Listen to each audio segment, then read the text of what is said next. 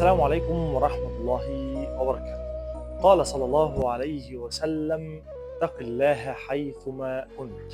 وكلمة التقوى في اللغة معناها الغطاء والستر، أي أنك تجعل بينك وبين معصية الله حجاب وواقي وحاجز بينك وبين المعصية.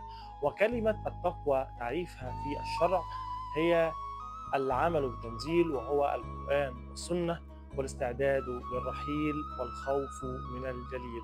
هل نحن مستعدون للرحيل؟ سؤال كل واحد يسأله لنفسه. اتق الله حيثما كنت. وكلمة حيثما كما قال علماء اللغة هي ظرف مكان وظرف زمان، أي أنك في أي مكان وفي أي زمان تتق الله عز وجل.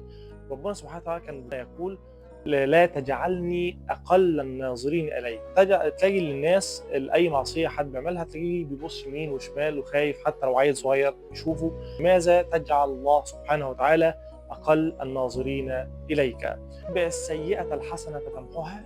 إن أنت لو عملت أي معصية في أي وقت تستغفر ربنا في الحال وتتوب وترجع إلى الله. وانت لو اخطأت في حد برضه تطلب منه السماح والعفو، فالعفو من شيم الرجال. خالق الناس بخلق حسن، وما احوجنا في هذا الزمان الى خلق حسن.